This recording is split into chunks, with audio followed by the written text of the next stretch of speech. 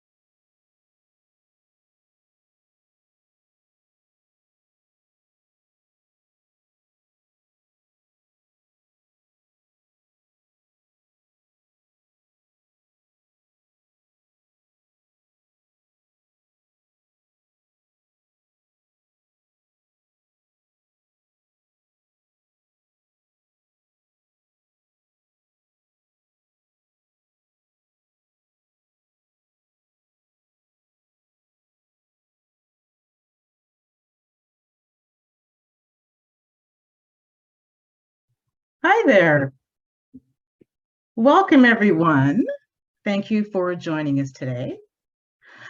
Welcome to our hair and makeup equity panel. My name is Angela Moore, and I've been just tasked with moderating this fantastic panel, and I'd like to greet everybody out there who is also watching us. Today, I would like to first start with our land acknowledgement. Although this panel is online, we acknowledge that we live, work, meet, and travel on the traditional territories of Indigenous peoples that have cared for this land, now called Canada, since time immemorial. These lands are either subject to First Nations self-government under modern treaty, unceded and unsurrendered territories, or traditional territories from which First Nations, Métis, Inuit have been displaced. I'm coming to you from the Musqueam, Tsleil-Waututh nations and the Coast Salish peoples and the Coquitlam nations. To highlight the importance of this acknowledgement, I would urge everyone out there to take a look at the map from the Native Land Digital website and search for the territory that you're located on. Thank you. Before I introduce our esteemed panelists, I'm just going to introduce myself. Once again, I'm Angela Moore. I've been a professional actor for actually over 30 years now in film, TV, and theater, and appeared in shows like The Good Doctor, recruiting Nancy Drew, and currently I'm a series regular on a series called From. I've also served as an executive board director at UBCP ACTRA, and I am the chair of the BIPOC committee and the co-chair of the Women's Committee. And now I'd like to introduce our other panelists. Zabrina Matiru. Hi there, welcome Zabrina. Zabrina celebrates close to 25 years experience as a makeup artist, working in film, television, and print. Through education and mentorship, she remains in pursuit of inclusivity and diversity within the film industry and beyond. Some of Zabrina's highlights include makeup designer for movies and television shows such as Swan Song, Lost in Space, Supernatural, The Muppets Visit of Oz, just to name a few. Zabrina has been a personal makeup designer for Javier Bardem, Michael Bublé, Ashanti, and the legendary athletes of Team Jordan, among others. Born and raised in Kenya, Zabrina takes pride in her multicultural upbringing, Her artistic perspective draws from a global aesthetic, and her personal objective is to remain consciously active in helping shape the evolution of our industry towards a more equitable standard of diversity. Welcome, Zabrina. Michelle Pedersen, Makeup Department. She is the co-chair of IATSE 891. Professional makeup artist for 30 years. Decades in makeup education at Blanche Macdonald and Vancouver Film School, which included a year in Shanghai, launching the VFS makeup program at Shanghai University. A Gemini nomination for the New Addams Family in 2000, and a Leo Award for The Chilling Adventures of Zabrina under makeup designer Candace Stafford Bridge. And now the co-chair, as I said, of the makeup department. That brings us to the chair, Sarah Koppes. She is the head of Department Film and Television Stylist and chair of the hair department. Sarah has been a hairstylist for 37 years and has worked in Vancouver and New York. She's been working in the industry for more than a couple of decades. She started her film career as an assistant on features like Fear and Man of the House, then moving into television movies like The Commish. We all remember that from back in the day, many, many more. She's worked under very many talented department heads. And in 2005, she started to head her own shows, starting with The Muppet Wizard of Oz and going on to Intelligence, Smallville, The Secret Circle, Tomorrow People, The Flash, The Good Doctor, Big Sky, Firefly Lane, and she's just finished a picture called Valiant One. She loves doing hair and has taken many classes in textured hair, period hair, wig work, etc. Welcome, Sarah. There's so much more here in your bio, but that's just a taste of her. I'd also like to welcome Sadé. She's a master hairstylist. She's been a hairstylist for over 15 years and was recently invited into the film industry in July of 2021. Actually, I think that's when I met her. And when Sadé returned to school in 2012, her mission was to be able to provide a high-end luxury experience for textured hair and Black clients. Sadé has successfully turned her mission to a reality in the salon environment and is now carrying over the same inclusivity mission to the film industry in hopes to dramatically change the experience for Black actors in the hair trailer. Welcome, Sadé. And last but not least, we have Jason Lee, Vice President, BC Industrial Relations, Canadian Media Producers Association. Jason oversees the industrial relations for the BC Producers branch of the CMPA, representing independent producers in collective labor matters and serving as a member resource for collective agreement interpretation and production practices. He is responsible for the negotiation and management of the CMPA's labor agreements with BC's guilds and unions, and represents the independent production sector in matters of employment standards, health and safety, and regulatory compliance. Prior to joining the CMPA, Jason was Vice President of Business and Legal Affairs with 724 Films, overseeing business and financial matters for such Canadian series as Heartland and Winona Earp. Welcome, Jason, to this very important discussion. Okay, so before we start with, maybe would each of you like to give me like maybe one or two sentences about what brought you to this panel today? Let's start with Jason. Thank you very much, Angela. As mentioned, I'm with the Canadian Media Producers Association, aka the CMPA, and I'm joining you from the unceded traditional territories, the Musqueam, Squamish, and Tsleil-Waututh Nations as well. The CMPA is really committed to advancing diversity and inclusion within our organization in the Canadian media and in the Canadian media industry more broadly. So our organization works with member producers, non-member producers, and other industry stakeholders to advance equal opportunities and inclusion for all people in the industry. We believe that an inclusive industry empowers Canadian creators and artists to reach and relate to audiences at home and around the world. And my work with the CMPA includes participation on an abundance of diversity committees that are jointly managed by the producers associations, as well as with our union and guild partners. And I'm very committed to advancing this work and bringing the issue out more broadly to our membership so that we can see real change. Thank you, Jason. Thank you so much. Sarah, why did you want to be involved today? Hi, thanks for inviting me to this panel. I think it is very, very important that we have these conversations, and I think it's about time. So I'm very glad that we're finally getting around to having these conversations and we're able to make solutions and find solutions in what we need to do, and going forward, how to make everything more open and more transparent, and to get the proper training that is needed, and to make everybody feel welcome and inclusive and heard while in our chairs. And I think that's very important. So thank you. Thank you. Michelle, 1 or 2 sentences on what brought you to this panel today?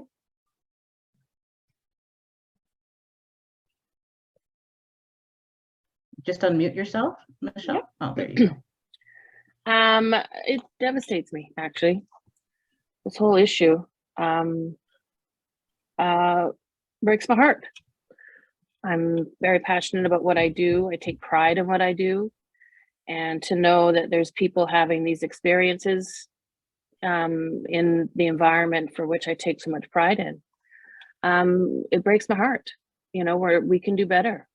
And I want to be part of the solution. I believe that I can contribute to the solution. Thank you, Michelle. Zabrina, can we hear from you? Absolutely. Hi, everyone, and welcome to this panel where we are trying to find solutions to a problem that has been around since the start of film, I would say. So why I want to be involved in this particular panel is because I believe there's a lot of talk and there's a lot of people with ideas, but nothing that is actually affected and put into practice. What I want is for people to actually do the things that they say that they're going to do. And I want there to be an actual change and a shift in the norms that we have so become accustomed to. Thank you, Zabrina. Sadé. It's an honor to be a voice on this panel, and why I want to be a part of this panel is to be a voice for people who sometimes feel like they don't have one. Thank you. Thank you for that. You know, when we started this whole conversation around hair and makeup, I was telling the panelists here that we had a previous panel, and we had a couple of actors, including myself on there, and also a stunt person. And we talked about sort of the impact of the inequity that we'd been feeling in hair and makeup and what we could do to be a part of it. And we definitely seen a lot of improvement in the last couple of years, but still, there's still some challenges out there on a fairly regular basis. So, you know, what is it that you feel that we can do to sort of, you know, fix this problem going forward? You know, is it really possible? Obviously, it's going to take cooperation from the entire industry in order to address this issue. What do you do in your respective area to address some of the challenges that that we've identified? That's open to anybody who wants to respond. Hi, I think I might start with, I believe that education is the first step in helping to alleviate the issues that we have. Education on the part of the current professionals that are working within the industry, because I believe that there is a systemic problem, and the problem is primarily due to a lack of accountability. People do not want to admit that there is a problem, and they don't want to admit that they are part of the problem. So we need to educate people into actually saying, yes, you know what, I'm guilty of doing that, and you know what, I would like to change. And then we also have to educate on how to change. And a failure to see the problems is part of the problem, but being able to provide solutions is the key. So personally, I'm involved with in a partnership with an amazing group called Stepping Up for Creatives, which is run by Kari Anderson and Kate Blythe. And currently we are offering a course that is called Color Theory and Corrective Makeup for People of Color. And what it is a refreshing course on everything that we already know as makeup artists, but we are refreshing people in knowing and in tapping into the information they already have and how to apply it to their daily practice. So again, we're falling back on education on a professional level.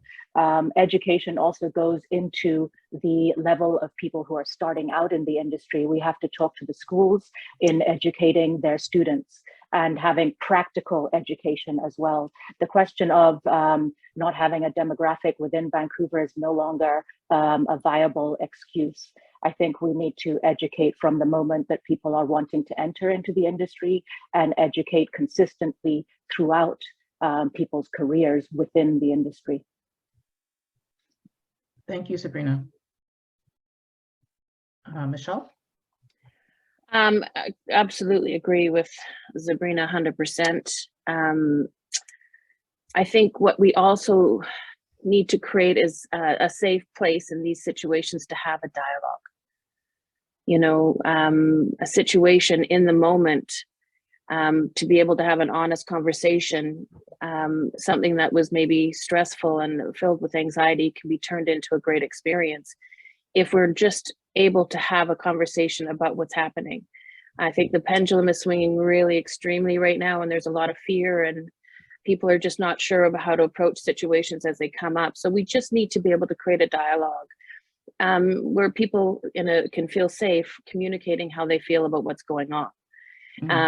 In the moment, you know, to try and stop it from progressing and getting worse, acknowledge what's happening and create a solution in that moment. And that's through dialogue. That's through open communication, honesty, without fear of hurting someone's feelings or, you know, attacking someone's artistry or whatever. It just needs to have dialogue. And we all need to feel safe entering into that dialogue. It should, every opportunity in the hair and makeup trailer should be an experience, a positive one. We're all here because we love what we do.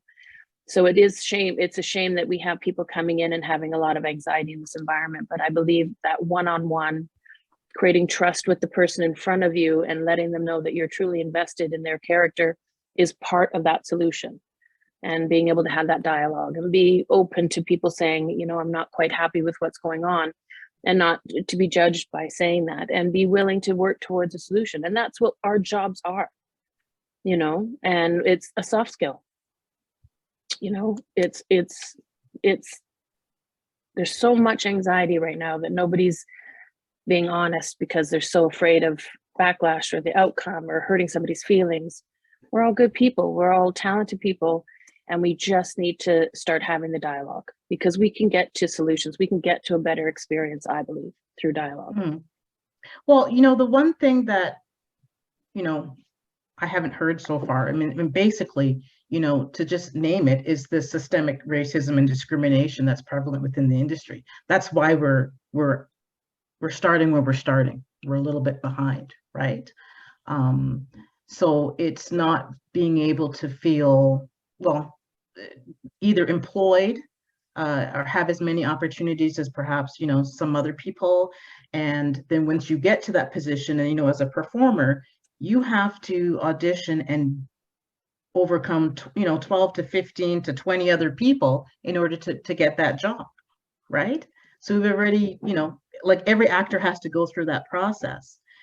And then when you don't get as many opportunities or haven't had as many opportunities, it's even sort of another thing we've had to overcome as an obstacle. And then when we get to the hair and makeup trailer, and I'll just speak for myself, when I first started, I brought my own kit with me everywhere I went because it was very rare that they had makeup that would suit me, right? And that's sort of where the history of all of this comes into.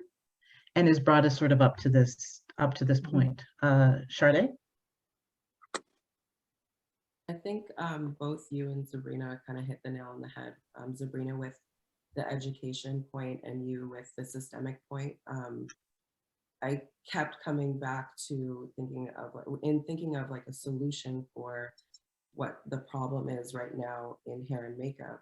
It really does start with education, and then the education or the lack thereof starts with the systems that have been put in place that are just uninclusive, to be blunt.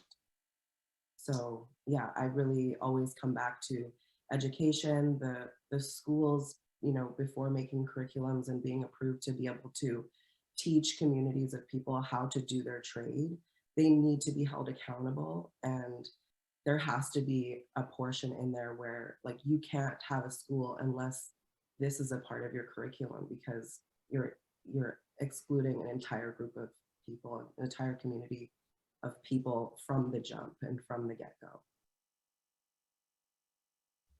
Thank you. I just want to say, for those who are raising their hands or have points in the Q&A, that we'll be able to get to you in the latter half of the webinar. So we're not ignoring you. We'll just have time for Q&A later. Okay, thank you. Jason. Thank you.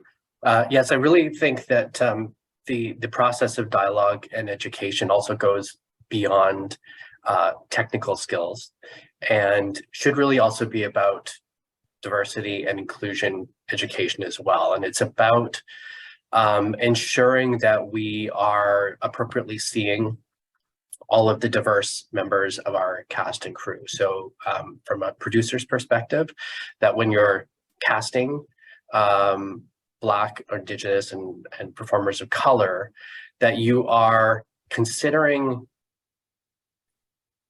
different requirements that may be necessary, that you may take for granted in a process that's been established for predominantly white casts.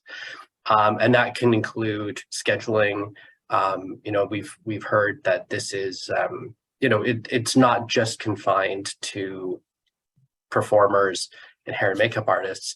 This is around allocating proper resources all the way through the chain to ensure that there's appropriate consultation time. And, you know, from my perspective, I hadn't been aware of this issue much beyond conversations that were had in early 2021. And so, you know, when I first heard stories from performers about what was happening, as Michelle said, it's absolutely heartbreaking. And it's very brave to come forward with these concerns, but there's also still a great deal of discomfort on the part of performers to relay this, because if there's, you know, fear of reprisal, of being labeled difficult. There is, you know, fear about talking about this during their process of employment, you know, wanting to raise it at the end. So, you know, as a result of this, the CMPA and the Alliance of Motion Picture and Television Producers and UBCP ACTRA, we also issued a bulletin last year, which strives to point towards best practices and say, you know, you need to make these considerations with respect to the qualifications of the individuals providing hair and makeup services in your cast. And then when that's not necessarily available, to be able to look outside to ensure that those considerations are being met, including the access to products and the right equipment. And beyond that, in order to keep talking about this, you know, bulletins aren't necessarily the attractive way. You know, it's a very official statement, but you know, CMPA has also undertaken communicate this more broadly as well. We publish a magazine called IndieScreen. Our most recent issue of IndieScreen magazine features an article called Beauty Standards, and it's focused on this issue. It includes interviews with Jennifer Holness, who is a documentary producer member of the CMPA, and her recent documentary was entitled, let's see, Subjects of Desire, which was about Black beauty. Also, we interviewed Seth Sutherland, her director partner, Jen Jackson, a beauty expert in Toronto, as well as Zabrina Matiru, who I had the good fortune of meeting as a part of auditing the course that Zabrina was speaking about, and connected her to our comms team because I thought it was very important to help bring this message out. So this magazine and article goes out to our membership as well as many other stakeholders, and it's important that we just kind of keep pushing this conversation forward. Okay. I'll pause there. Thank you, Jason. Thanks. I'll get to you in a second, Sarah. To Sadé's point about the education, and I'll pose this question, like an open question, everyone to sort of think about, those who are viewing, is that during your education process, how much time did you spend in your module when you were being educated in textured hair or hair for racialized performers? How much time was actually being taught? Maybe Sadé can answer that question, or Michelle or Sarah. Yeah, I can. Sadé? I can say something to that. There were in, 1,000-page textbook, 2 pages on textured hair, and 2 pages. 2 to 3 pages, yeah, in the whole entire textbook of our curriculum, and so there isn't any training on textured hair. And then on top of that, there's no push to get, for the practical side of things, there's no push to get textured hair clients into the schools so that there is practice. So unless you're someone who is Black and has a community of Black people around you, you wouldn't ever have any practical experience with Black hair throughout your entire education experience. Mm. Sarah, how does that lack of education affect those members in IATSE? Well, the biggest, how does that pose a challenge for you to the biggest overcome? problem with what I find here in British Columbia, especially, is there are no modules for textured hair in the hairdressing schools that we have here in BC, at least that I have found. As Sadé said, and as Zabrina said, the education is paramount to what we need for this, especially for this industry. There are courses that you can take, but they are few and far between, especially because they're basically centered around salon work, not film work. So yes, there's great classes in braiding, there's great classes in styling, but to have something that encompasses everything for us in the industry, we just don't have it. And I would say in the last couple of years, myself and my co-chair have really been pushing for textured hair workshops and classes.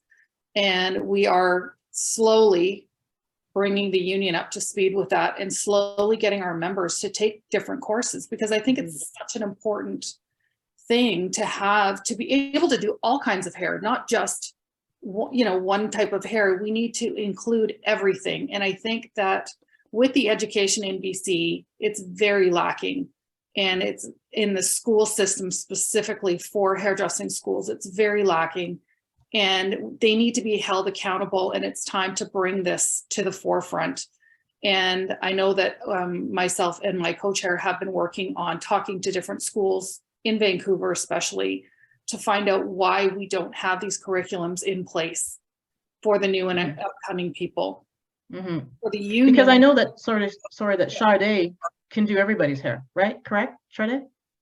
So, I mean, it's sort of incumbent upon a stylist like Sadé to know everybody's hair, but it doesn't seem to work necessarily both ways, if you know what I mean. And maybe that's where Zabrina can come in, as she was talking earlier about the stuff that she was teaching. Can I just jump in for education? Because I do have an extensive background. Okay, let me get to Zabrina first, and then I'll get to you, Michelle. Okay.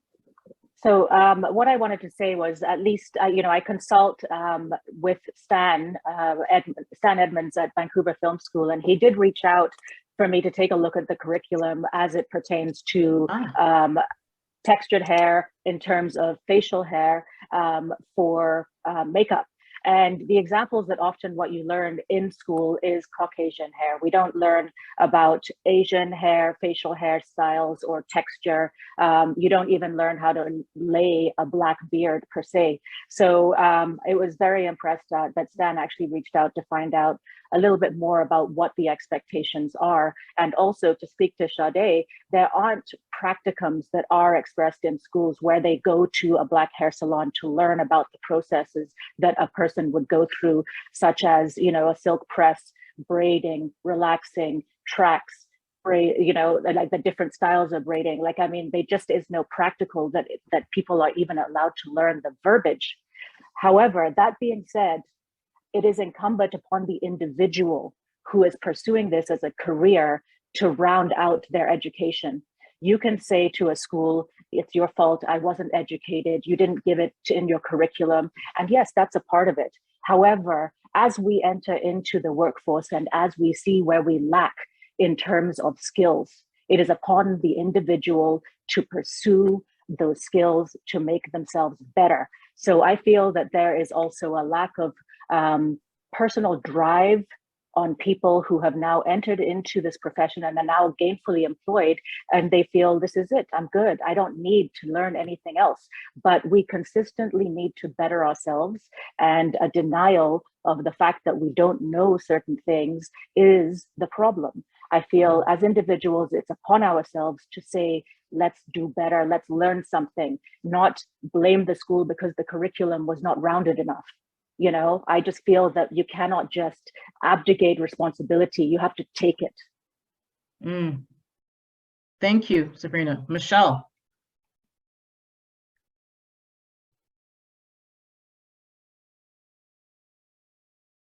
Just unmute, hun.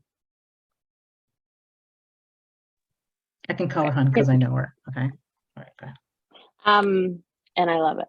Okay, so I totally agree with Zabrina. It is onus on us. Absolutely. We need to always pursue bettering our skill and our knowledge and learning new techniques on every level.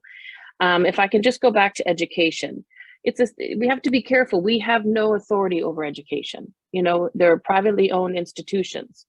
I myself have been working closely with Blanche McDonald and Stan Edmonds on this in the last year, as it's reflecting on our side letter in the IATSE 891. And I wanted to reach out to them and let them know that this is the challenges this our makeup department at 891 is going through, and in an attempt to work with the schools. We can't tell them what to do. They are, like I say, privately owned institutions, but there's no program out there that is so well-rounded that you're going to walk away with everything that you need.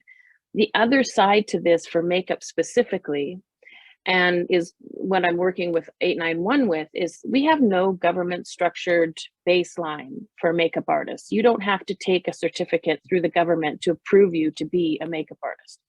Like hair, for example, you need a certificate in order to become a professional hair person. We don't have that in makeup. So we're finding, again, going back into infrastructure, we've expanded and we have all these new members and their skill level is all over the place based on where they went to school, the experiences they brought to the table upon becoming a member, and then the experiences they have within the union. And that's where I think when I talk about infrastructure is that we really need to create a baseline of knowledge that all of our members should have. And I'm a huge fan of the Stepping Up Creatives program with Zabrina. It covers all the bases that people need to know for this particular issue. And one of the great things that I believe that will come out of the side letter with 891 is that we are going to educate all of our members through something similar, if not the Stepping Up program that hasn't been decided. But that's the positive outcome, and being part of the solution for us at 891 is that we are going to take all of our members and run them through this program. And that is going to create a base skill level for all of our members. And that is a great solution to the problem that is on the table right now. So we we can communicate with schools, we can work with our schools, sit down and have meetings with the schools and encourage them to make changes and adapt. You also have to keep in mind, to change a curriculum at a school, it's going to take a year because that curriculum has to be written and implemented and run through a cycle. So solutions, this is going to be, you know, a journey. It's not a quick fix, but it is Right. through dialogue and communication that we can make changes.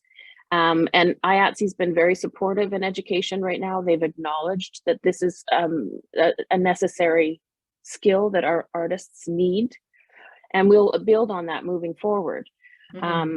But makeup, I find that for makeup, the skill varies so much. I'm not even talking soft skill, I'm just talking a makeup skill, because it's so reflects the experience that individual artist had, and that is Right. what varies between artists. Right. So education and investing in maintaining a base skill level is something that I'm very focused on. There's a minimum that we should be able to just, every single member should have this minimum base level knowledge of this particular issue, but of all ability, all makeup needs, effects, whatever it might be. But it to me is the challenge.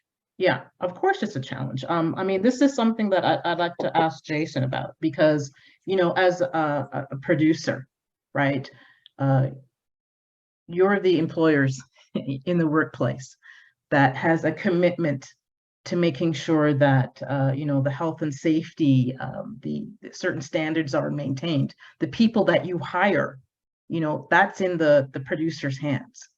Do you have, or do you foresee any way that producers can impact that by having some sort of, I don't know, standard by which you hire, you know, makeup heads? Are there requirements that you ask makeup heads to have in order to accommodate, you know, your multicultural cast? Well, yes, this goes back to, you know, communicating with producers who make these hiring decisions, and you know, to the point that Michelle was making, the unions are ultimately responsible for setting standards of their membership, and as producers who sign on agreements with the unions to hire union members, we can ask for lists, and that's a part of the process that we are undertaking with 891, so that as we are seeing greater diversity in our casts and wanting to ensure that the individuals who we are hiring to provide hair and makeup services are adequately skilled and trained, that there is a process of identifying those skill sets. I mean, it really is incumbent upon producers to be asking those questions when they're making those decisions and hiring people, both on the casting side, and then to ensure that those people are adequately serviced. And again, it's part of that is just changing how we think about our processes and giving additional consideration where we have not given consideration before. And that is a key component to inclusivity, where the standards that may have been applied for years are not the standards that can be applied going forward, because they do not take into consideration needs of a diverse cast or even needs of a diverse crew. And that goes into you know, the issue of education for you know, providing safe and respectful workplaces, and that applies to everyone across the crew. You know, this is not a question of simply making sure, you know, this applies to one department. This is about ensuring that everybody on the crew can have these conversations safely, and that we create a safe space, for instance, for our performers to be able to come to us and tell us if they don't feel that they're being properly serviced, so that we can do something about it in the production process and not hear about it after we're wrapped and it's too late. Jason, you know, you were involved in the bargaining, and I was at one point a part of the team that was bargaining about these things, about, you know, hair and makeup equity. And I found there was a great deal of resistance to this. Can you suggest any way that we can codify things so that we can actually fix things on a systemic level? I mean, you're part of the negotiating team for your body of producers. What do you suggest that the producers can do to actually codify that issue? Like actually sort of really address it strongly with all of the bargaining people? It's an excellent question, and I can't get too deeply into the specifics of what happens in bargaining because of the nature of bargaining. However, I can say that one of the complexities of the issue and the request for codification is effectively that we have different collective agreements and different unions that apply to different bargaining units, effectively different groups of employees. And an agreement that we have that can speak about what we're doing for a certain set of employees is effectively constrained to that group of employees. And when we're starting to actually talk about the work or skill and qualifications of other people in other bargaining units, in other contracts, it makes it very difficult to cross those lines because we're talking about artists, hair and makeup artists. And if we're talking about that in the context of a UBCP ACTRA agreement, those people are not represented in that agreement. We're talking about a separate negotiation.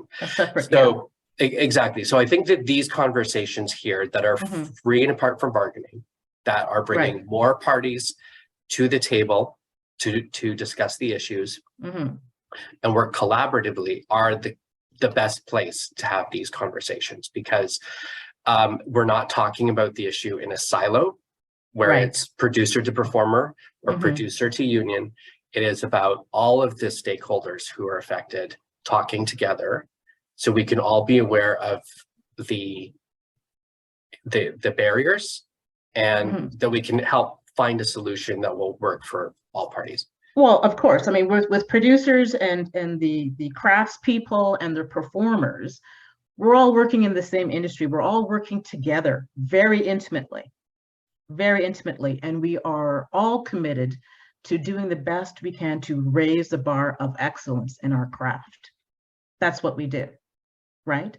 And it affects all areas. And speaking, as someone is representing those performers, this sort of conversation, I mean, literally most of my career, we never had these conversations. So stylists may be finding that when they're getting performers in their chair, people can be really, well, I would say traumatized, to tell you the truth. A lot of performers are actually really traumatized. And you mentioned earlier about performers' reticence to come forward in any sort of substantive way. I couldn't get a lot of performers to come out for even these discussions. Because they're, when you are, let's say, the only person of color, or at least in the, the first 10 or something like that, then any complaint, I mean, you're highly visible. We don't come to work to complain about anything. We come to work to do our craft, period. And sometimes there's a lot of problems, but when we bring it up, we're forced to take that emotional labor to have to explain things to people who are, as I think Michelle said earlier, they get a little defensive, or they're a little afraid to say something. There's some sort of disconnect there. And since we're all involved in creating this excellent product, no matter what it is, we have to be able to find a way that we can come to work and feel safe, but know that those decisions about the equity have already been made, so we don't have to have those discussions, right? Because the unions want to obviously please, or the craft people want to please the producers. That's what they're there for. You're the employer, right? You set that sort of standard so that they know coming in what they're expected to have to service the people that they have to deal with, right? Zabrina? I just wanted to talk about, with the producers and hiring practices on behalf of the producers. Like the point that I got is that producers generally have a basic knowledge and understanding of vocabulary that is used within certain departments, such as camera, electrics, or grips. They understand the verbiage that's being used. However, when it comes to hair and makeup, there's a negligible knowledge with regards to the technical aspect of hair and makeup. So in terms of hiring, I think that it can be a little bit deceiving when someone says, I have a wide variety of people on my resume. I know what I am doing. However, put into practice what it is that they're saying that they can do. How can they prove that they know what they're doing with these individuals? If there's a sort of an understanding of knowledge in terms of, say, well, have you got experience with 4C hair? Do you know what relaxer is? How did you deal with afro texture and having to maintain continuity with washing cycles? Like, I mean, there's a lot of stuff that goes into it, but you still know about camera lenses, about lighting packages, about grip packages. So I think that there has to be a bit of knowledge in terms of hair and makeup with the verbiage that we use within our departments, and how you can basically call someone's bullshit when they say no, they know what they're doing and they don't even understand a basic curl pattern. I think that would be something to look for. And I've noticed too that sometimes that not enough time is built in to the process. Everyone knows that, you're all under the gun, right? The hair and makeup people are under the gun. You have a certain amount of time that you have with each individual, right? And it's a very short amount of time. And so sometimes, and this is a fact, right? There are people, or actually children, who have to get up 3 hours earlier in the middle of the night to prep their hair, to do their hair before they come to set. That's ridiculous. That children, I'm talking minors, have to do this because that time was not built in to that process when they, have to go to work and sit in a hair and makeup chair to get their stuff done. That time, but there has to be an understanding that time has to be built in there ahead of time. So it's not incumbent upon that minor performer like they're a problem, right? Jason. I absolutely agree with what Zabrina's said. The conversation around the verbiage, the technical aspects of textured hair and the various processes and techniques that are involved is something that most producers have very little experience with. And coming into this process, I'm learning a lot. I'm not sitting on the hair side of the makeup, of the hair and makeup committees. I'm on the makeup side of things. Again, not a makeup expert, learning a ton. But it really comes back to, what we're trying to communicate, again, through articles and through the bulletin, et cetera, is that there may be requirements for additional resources that you are not at all considering when you're building your budgets or planning the number of days or the call time for certain performers, because you make assumptions based upon a cast of white children versus a child who may have an elaborate set of braids in their hair that need styling.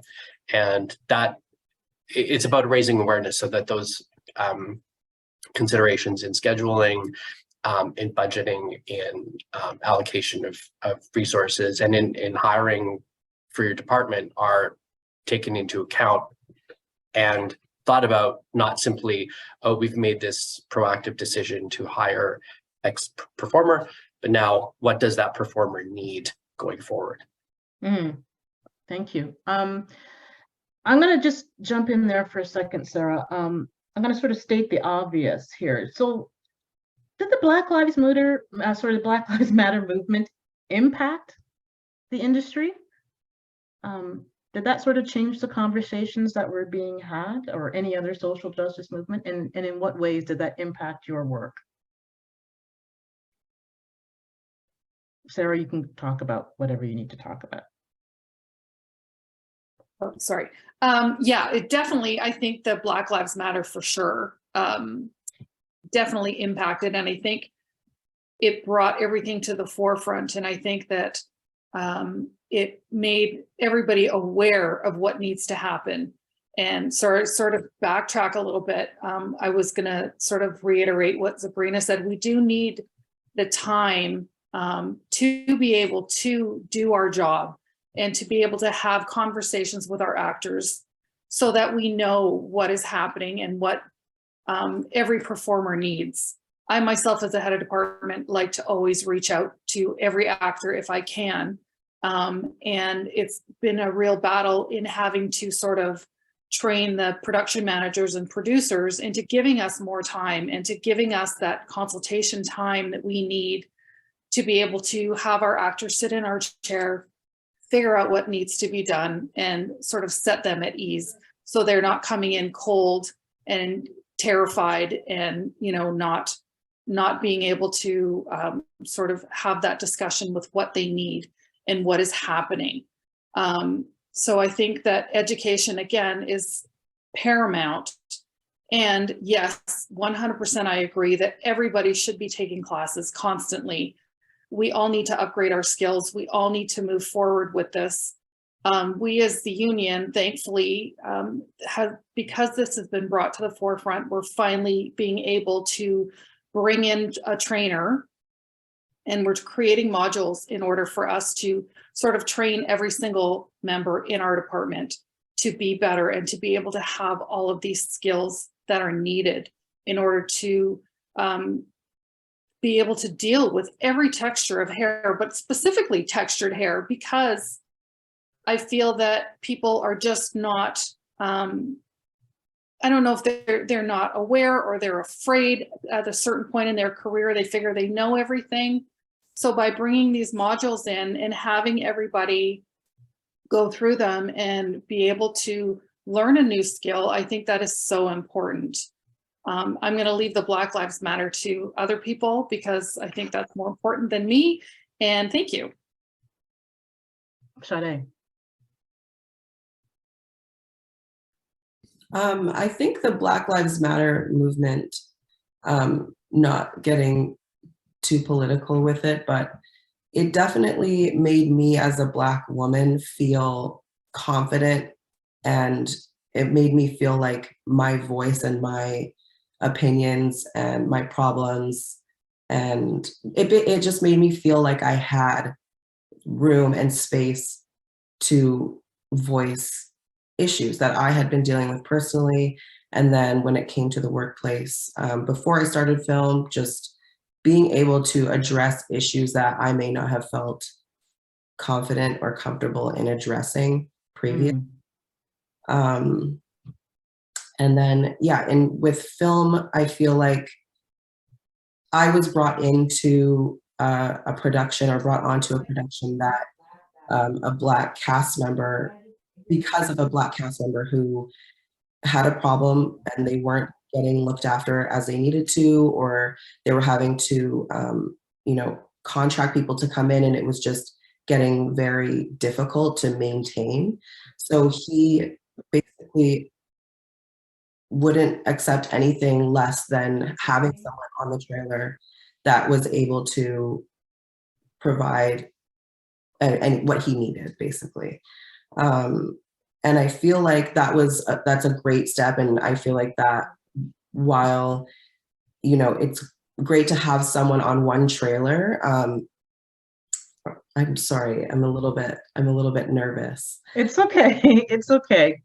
How can I help you? That's what I'm trying to get at is just have it like one person isn't going to be able to make a difference, and even run into problems with people trying to be proactive with bringing me into their hair department.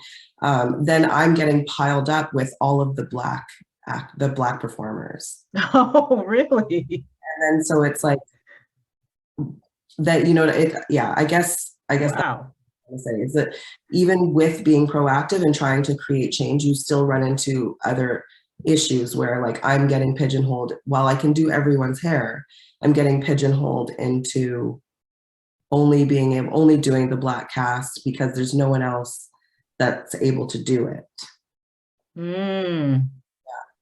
That's a really interesting thing that I never thought about, that as a a new, Black, hair and makeup person coming in and then going, oh, send them to her, send them to her, send them to her, right? Because they either lack the skill or they lack the confidence or whatever it is. And then your career is just being pigeonholed as just that, Yes. even though you are well-versed in doing everything else.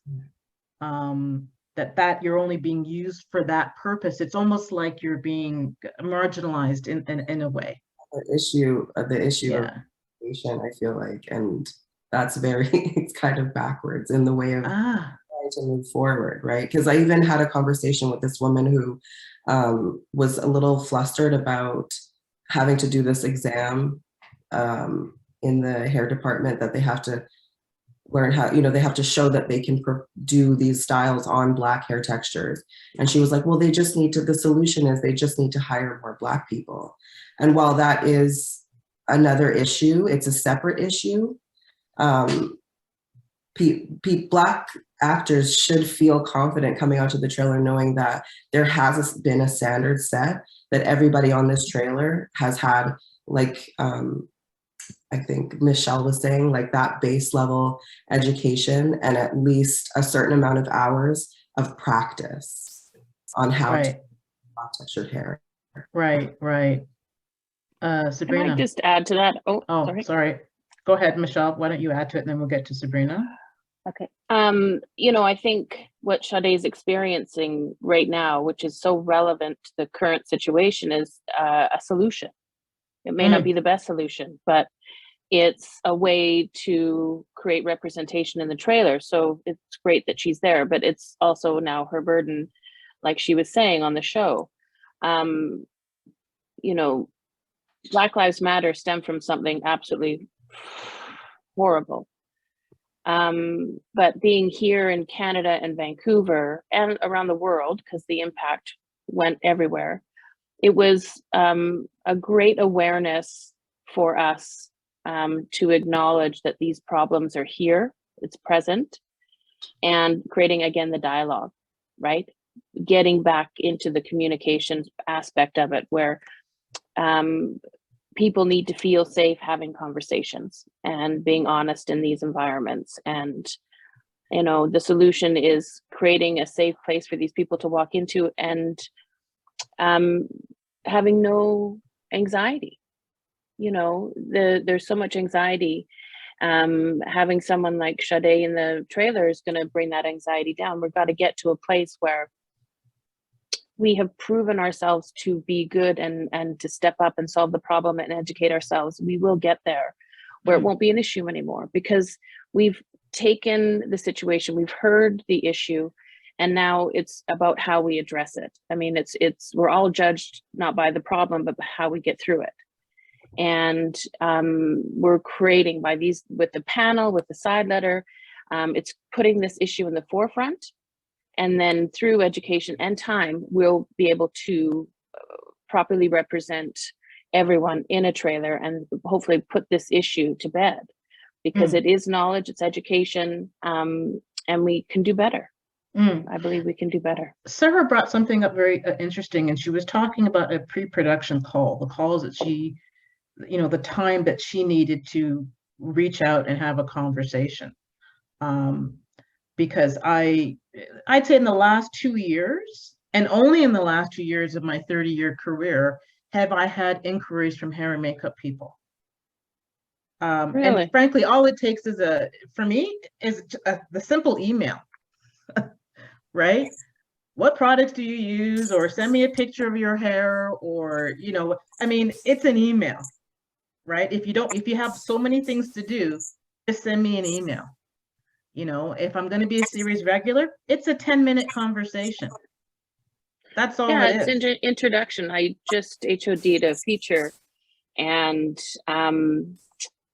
Naomi Harana or Backstead was our designer, and we emailed every single character and created an introduction and a communication with all of our cast. And I did have a person of color as one of my cast, and we communicated, and they let me know the product that they used.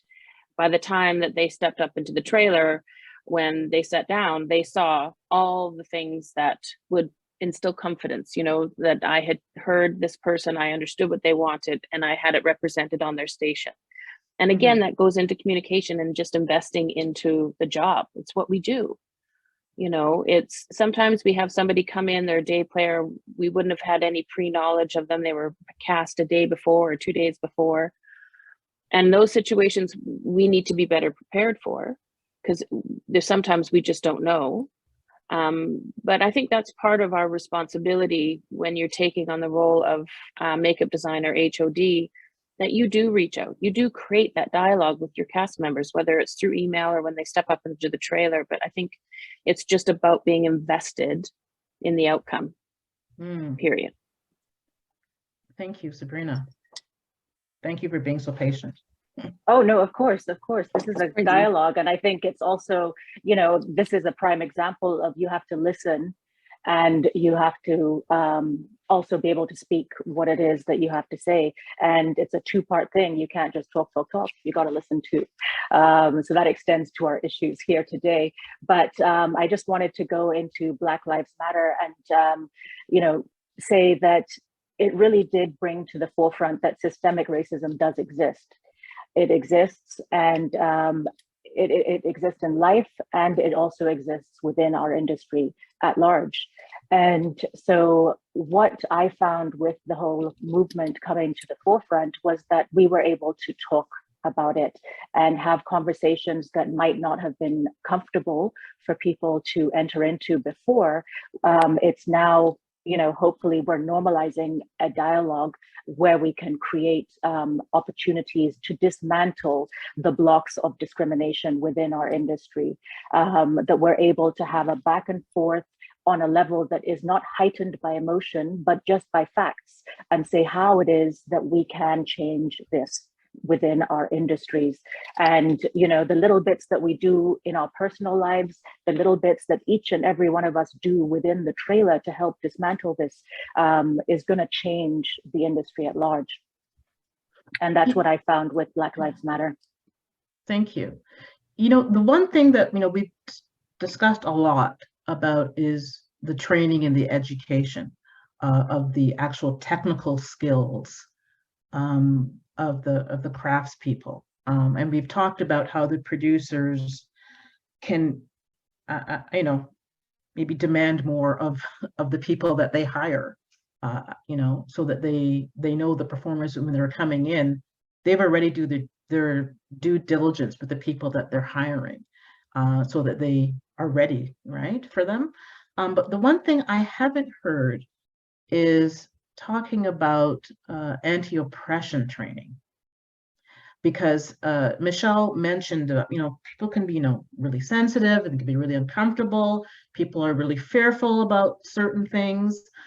I get constant emails over the years, constant emails and DMs from performers who are trying to navigate their way through a day with hair, makeup, and wardrobe people. The kind of daily microaggressions that they're dealing with people. And that was really disheartening to hear. So I'm wondering about how producers feel about anti-oppression training. They've done a lot of education along the lines of sexual harassment. I've certainly seen those things in the start packs. And I know that a lot of the studios have done some training around that. How do you feel anti-oppression training would help the crews communicate better with one another and with performers? I think it would be a useful set of training. It's certainly, this goes beyond just performers interacting with wardrobe and hair and makeup. This is I think key to our diversity and inclusion conversations across the industry. This is about anyone who is a part of an underrepresented group. And in that case, that can even, be the context of women working in very traditionally male dominated fields in our industry. We see this quite a lot. And that kind of training, I think, is a valuable resource to make people more respectful of the others that they're working with and try to be empathetic and considerate of experiences that they may not have personally, so that they can provide better thought and reflection in their actions, and can be made more aware of considerations that other people may have. Right now, there isn't anything that's specifically mandated to provide anti-oppression training. However, I do think it fits neatly with employers' requirements to maintain a safe and harassment-free workplace. And I think it's something that industry really can build out, and that includes for producers, but not just for producers, but also with respect to unions and training that exists, within trainings at multiple levels. So we're talking about, high level at industry. We have whole sets of courses that people are expected to take when they come into the industry. For instance, safety training and basic orientation, building that in there so everybody gets an awareness. And as well on a production specific level, I think it could be very helpful. Thank you.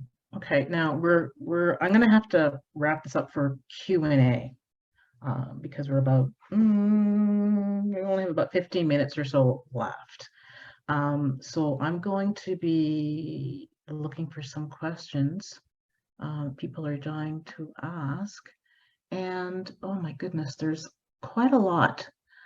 Okay, let's see. Do American producers have the same training, or are they given the same resources to educate themselves?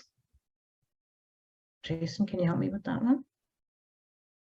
I can't speak on behalf of the American companies, the American studios, but I can say from having worked alongside them that many companies, many studios are very large corporations. They have very robust human resources departments and policies, and my colleagues who work on that side have said that there's a big emphasis on providing that training corporately throughout the production. So that's about all I can say. Perhaps some of you on the panel who have worked for our large American friends productions can comment there. Hi, Zabrina? Yeah. Sorry. Hi, Angela. So I was part of a group called the Black Beauty Roster that actually was brought in by Disney to help educate on this exact issue, inequity of hair and makeup within the film industry. And so we did a afternoon workshop with Disney executives that basically educated in hiring practices, as well as, the challenges that makeup and hair designers have within their departments, and how we can move forward with the help of producers to help alleviate the issues that we see as leaders within the departments. That was just one of the forums that I was a part of, but I do know that Black Beauty Roster is looking to reach out to a lot of different companies. Currently, they have a partnership with Warner Brothers as well. So I think that it's happening, but as far as I know, it was more south of the border than it was up here. Okay, thank you. I've also gotten a number of questions relating around the actual hiring process within the crafts unions. How one becomes, what requirements. I think Michelle, something about there's a lack of, a lack of sort of regulatory basic level. But how does one get into the union? What are their prerequisites to becoming a union member for the hair and makeup departments? Can you speak to that? I can speak to that for the hair department. Okay. The requirements for us, just to be able to get into the union, is you need 90 days on a production, working on a said production. To become a permittee, first of all, we need 60 days plus a license. You have to have a hairdressing license, even though there are no licenses in British Columbia anymore. It's still mandatory for our department to have either a Red Seal or a Beauty Council or an ITA certificate. And then you need 90 days on a production in order to become an IATSE member. They abolished the test years ago because people thought it was unfair and nobody wanted to be judged. Unfortunately, this is a problem because now we have people coming in that have very limited salon experience and very limited skill set. Unfortunately, again, there is no basis of a skill level that is needed to be brought into the union, except for your 90 days. And what I have seen sometimes is that they will bring on a black makeup or a black hair artist, but only for a day or two for one specific person. And I remember having a conversation with somebody about that. I'd be like, well, is this something that you want to do? How many days do you need to work in order to get your accreditation and, and to get your start in this industry and to get into the union? But they're only being brought in for a day or two just for that particular, person. And then they're done. They're not being trained in any other area.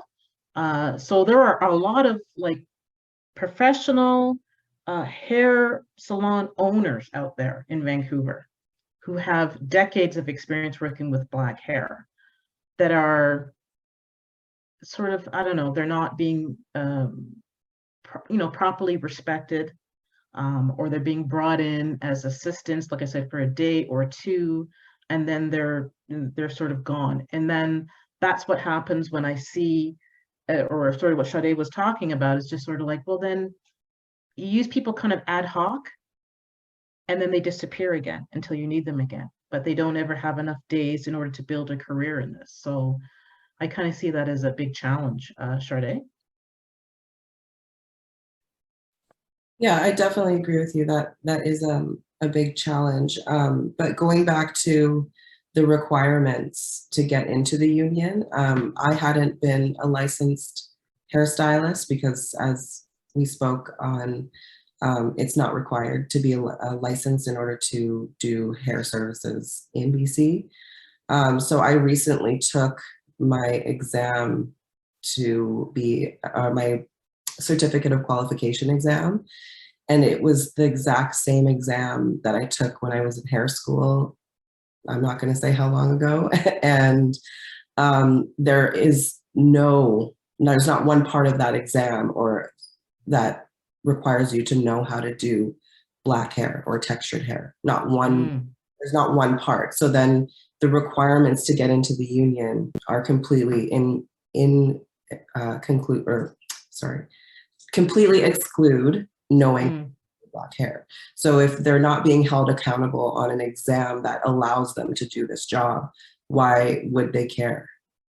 Why would do you know what I mean? Unless to contact with someone and you have your own personal experience where you don't know what you're doing, and then it becomes a negative experience, and then so on and so forth. But I think if there's no accountability from the jump in order to be able to become a professional, then why would you take it upon yourself to learn, or if this whole governing body is telling you don't have to? You know what I mean? And I feel like that within that lies a big issue, because people are not being held accountable from the beginning. Can I add to that? Sure. Again, for makeup, regardless of your requirements to get in, you know, once you're a permittee, for example, you could get your days working in a background tent, you know, and then become a member, but not have any kind of appropriate training or any experience in a trailer. And I can't stress enough the lack of infrastructure whilst the desire to grow and expand. I think we need to invest across the board, specifically for makeup. Again, we don't have any regulatory system that monitors us and that has a base level of expectation. So there needs to be something in place. And I know, being in the position that I'm in with 891, they don't like to say mandatory, they don't want to say test, but we should have something in place that allows the opportunity, to look at it positively, for people to raise their level of skill, you know, and it is on the unions, I believe, to educate the members whilst going out there and pursuing all this work. There's millions of square feet of studio space being built as we speak. And that's a big strain on our infrastructure and our members, because again, we're going to have people in positions that they may not be properly qualified for just based on demand alone. And so that's when we really need to fall back on this structure of education to make sure. And again, I like the point about producers and how they hire, and making that system a little bit more stringent so that we're really breaking it down what we're getting out of the people that we are hiring. That's all. Okay, I have a question. Oh my goodness. One question I have here is the lighting. Sorry, how do you get your foot in the door of the industry for the hair and makeup department? That's a question from Xenia.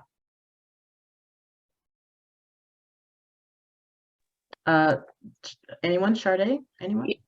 Well, I was just invited, and I feel like when I was in hair school, I did want to get into film and television, and I found it quite difficult with the requirements in terms of days and the specificity of like those days and hours in order to even try to become a permittee. I feel like it was quite difficult, so I kind of steered away from film and TV quite early. But yeah, I think that from my own personal experience and hearing other stories is like, you kind of have to know somebody. And it's also heavily about networking, right? And sometimes that's a skill you don't come out the gate with. Exactly. You know, it's not easy. Sarah? Yeah, you definitely, it's one of those things that you definitely have to want to do. It is hard to get in, you know, whether you do have, as Michelle said, you have to network. You can do commercials, you can do plays, you can do theater, you can do, you know, low budget or student films or any of that kind of thing. But it's one of those things that you really have to want to get into this industry in order for us to sort of help you along the way. You have to be a go-getter, you have to network, you have to call everybody that you possibly know. Like I've had people just cold call me and say, how do I get in? You know, this is what I have. Can I get some days on your show? Unfortunately, with IATSE, it's a bit harder, but there are other avenues that you can pursue to get in. It is one of those businesses that, you know, it took me almost 5 years to get into the industry from day one. And you just have to want to do it. You know, it takes a special breed of person to do this job because our hours are long and, you know, crazy. We do stuff that, you know, we never thought we'd do, but it's part of our job. So, you know, it's tough, but if you want to do it, you can get there. Yeah, it's not like you can go to the newspaper and go to the want ads. It's really, the onus is on the individual to pursue it. But again, that's like with education as well. You need to want to learn more. You need to want to increase your skill. And if you want to get into hair and makeup, you got to do the the due diligence of doing your research and reaching out and expanding your network, and go for it. You know, Okay. it's not easy, but it's possible. I've got a question for Jason. This is a really good question. Oh, okay. The makeup department used to have a skill assessment, and the leadership at IATSE 891 said the department could no longer do this. We have no requirements other than 90 days. Would the producers support the department in having some sort of qualifications for entry? We are told by our local that only the producers can mandate this. Maybe you can bring this to bargaining. Well, I don't know that it's really only the producers that can mandate it. It is, however, something that we can discuss. However, you know, really the requirements for union entry are union business, and the conversations that we're having is a part of our workforce development conversations, and the special hair and makeup conversations that we're having are about, you know, reevaluating what the industry needs. And to Michelle's comment about, you know, our growth requirements are fast outpacing our infrastructure and the ability to intake people, and the processes we have for evaluation. It's going to be an immense amount of work to catch us up, but we are all committed to doing that, and to ensuring that we can, you know, create the most robust and effective and well-trained workforce that we have. I did want to call out just about entry into the industry. Creative BC has created the Creative Pathways program, which is creativepathwayscanada.com on the Creative BC website, and it is designed to help bring people into our industry. We recognize that across the board, not just even in hair and makeup, but in other departments, we are going to see a huge demand in British Columbia for crew across the board. And the program is designed to help interface prospective job seekers and people who are looking for careers in the industry with training programs, with employers, and having employers create training programs. It's an excellent place to start. So I would recommend that person go there. Thank you for mentioning that, Jason. The UBCP ACTRA BIPOC committee has had a lot to do with talking with people at Creative Pathways. And we recently were trying to help them with their website, even into redefining some of their categories, of which they were putting in like, you know, hair skills.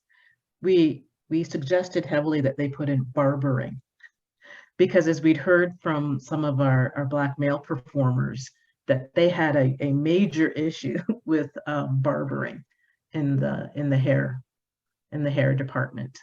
And so we just wanted to make sure that Creative Pathways had put that out there, so that people who wanted a way into this industry could really rely on their, you know that those barbering skills that they had acquired is something that is needed. So that's a great resource there. Thank you for mentioning it. Can Zabrina. I add just to, sorry, go ahead, Zabrina. Sabrina? Sorry, I was just going to add to that, Angela, that the barbering is a huge topic of discussion here. You know, I feel that the requirements for a barber to be membered within our union is kind of an unrealistic ask, because what we are asking for people to do is to be well versed in all forms of makeup. This is on the makeup side. We're asking them to be appliers of makeup and makeup effects, and to have a basic makeup kit. Yet what they're doing is coming in to barber facial hair. And this is what they have done day in and day out. They are specialists in the field, and there are special requirements that are needed, especially to tackle Black facial hair and Black skin needs. Shaving a face of a BIPOC individual versus shaving the face of someone who has very fine Caucasian hair is quite different. And there are a lot of problems that can happen when people aren't shaved properly. And so there has to be categories. In my opinion, I feel that there could be a category that speaks to barbers specifically, that would allow them to be members within the department and not require makeup skills. Ah, excellent point. Excellent. Oh, we could go on forever, but we don't have forever. Sarah, I'm just going to give you a minute. Yeah, to speak to the barbering, we are hoping in bargaining that we will have a barber category, because right now you have to be able to do everything. And we've had a lot of issues with, especially with our males coming in wanting specific barbers. And we have a few amazing barbers that we do use that come in, but they are not allowed to be in the union because they do not do everything. So that is an issue. Yeah, I think that, well, I guess my opinion doesn't really matter, but I think there has to be a way of dealing with that issue. And as it's been said, that's something that your specific union needs to look at that. And I hope that the producers can encourage them to be more creative in who they hire and why they hire and how long they hire, et cetera, and all the requirements. And because this is about servicing everybody to have an equitable, an equitable experience in the hair and makeup trailer. You know, we all deserve that. I just want to thank everyone here who's participated in this. I want to thank for all those people who had all those questions and comments. I'm sorry, I could not get to all of your questions and comments, but I am really encouraged to see that there are a lot of questions and comments. And this has been an incredible opportunity for us to have this really meaningful conversation and this dialogue. I think it's really important that we focus on moving forward in a really positive manner, really thinking outside of the box for the crafts unions to really expand their thinking, because this affects everybody, and ultimately it affects the product. Right? It affects the product. We're talking about increasing the excellence within our industry, and that is for everyone. So everyone deserves a fantastic experience in the hair and makeup trailer. They deserve to be a benefit to those soft skills that Michelle was talking about. I mean, just good customer service. Learn how to talk to people, folks. Learn how to talk to people.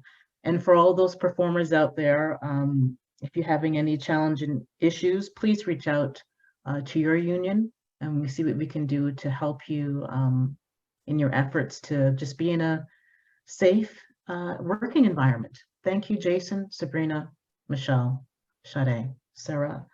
On behalf of all our members, thank you for everything that you're doing to push for solutions and results. I look forward to the future. And hopefully, I will retire my makeup bag at home and feel at ease when I walk into the safe and inclusive space of the hair and makeup trailer. Thank you, everybody, for your time. Have a wonderful afternoon, and we'll see you soon. Thank you for having me. Thank you for having us. Thank you. Thanks. Thank you.